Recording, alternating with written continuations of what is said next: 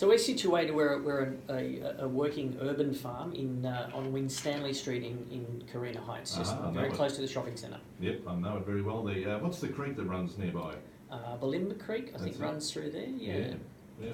And you conduct courses. Yep. The last we're coming up to 8 years in March, so we've sort of moved in, bought a house there, hit the ground running, and we've had about 4,000 people through the gates in the last 8 years for workshops, fantastic. Community events, free things. It's been great support.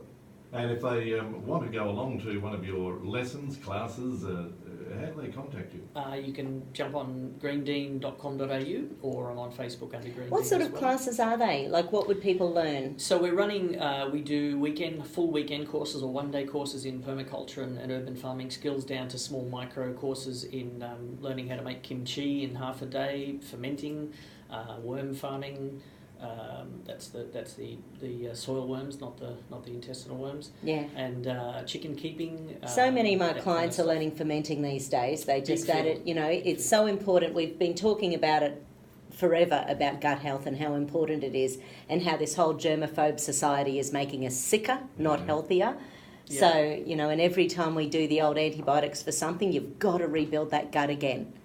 It's sort of it's not a quick process. It's not no, and it's sort of funny. I was at a seminar maybe 5 or 6 years ago where they were talking about autoimmunity, the 4 A's. I think they were linking autoimmunity and autism and allergies and asthma, I think, and they were talking about the fact that when you have antibiotics these days, doctors really should be saying a year of probiotics afterwards if you're susceptible to water. Bring about a balance. Absolutely, because we're really messing with our guts these days, and it's everything. It's stress, it's coffee, it's too much sugar, it's too much wheat. Stress at the top of the list. It really is. Stress, and I've cut back my coffee to 2 cups a day. How's that?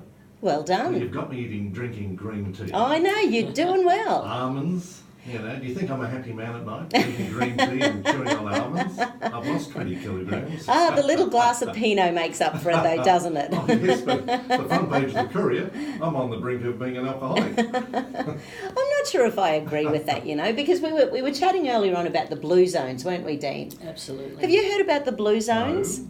So the blue zones are the 5 verifiable countries or cultures in the world that live the longest.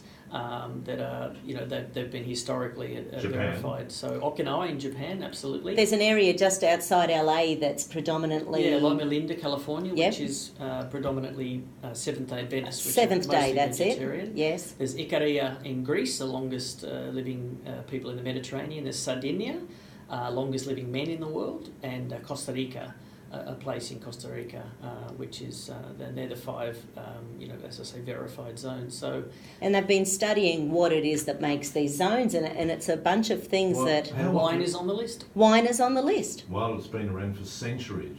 I think the thing about Aussies are we overdo everything, don't we? So if we have wine, we don't have one, we have 3 bottles. It's our national philosophy, nothing in moderation. Well, do you know that Australia is no longer really a beer swilling country? We're more into wines. Yeah.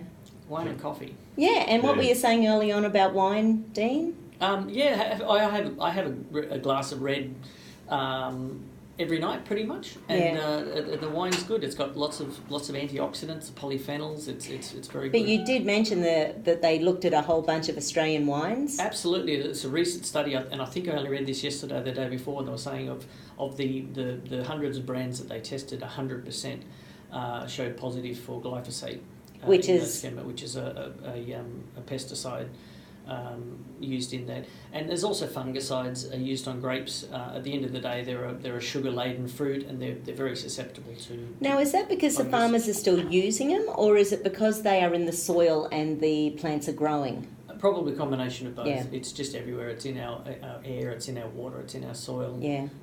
And I think that's one of the things that I think you've got to do the best you can with your food supply. When I was in Beijing, like 5, 6, 7, 8 years ago or something, and you're driving towards Beijing, and obviously there's this huge cloud of smog, and you're driving down the road, and there's these little organic farm places, and you're thinking, well, that's pretty amusing if you think that's organic. Yes, you can see. We live in a paradox. Yes, yeah.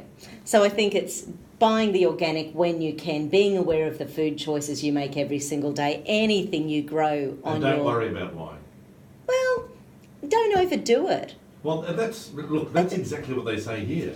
People who enjoy a few glasses of wine, I don't know how big the glass is, a few glasses of wine to unwind every night, Madonna, are bordering on chronic alcoholics.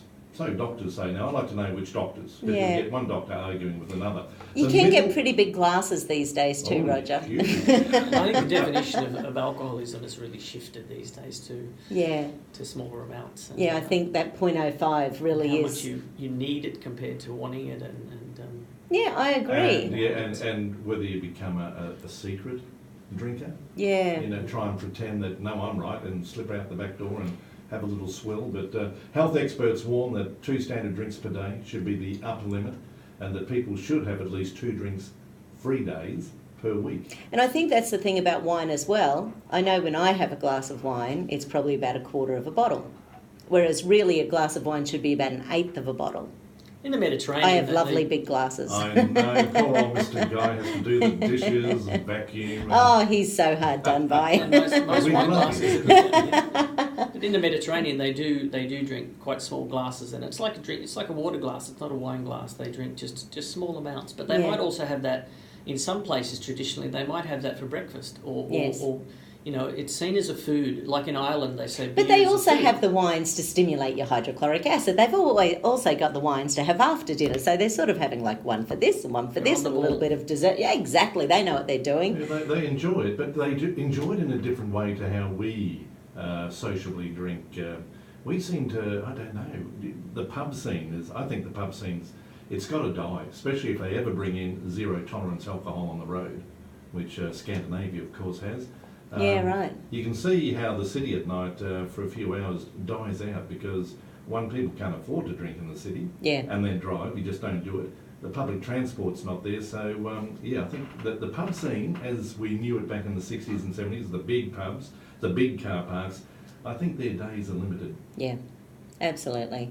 And I think I personally, from the perspective of, because we do some testing in the clinic, you know, I personally think that if someone is drinking responsibly, there's nothing wrong with it.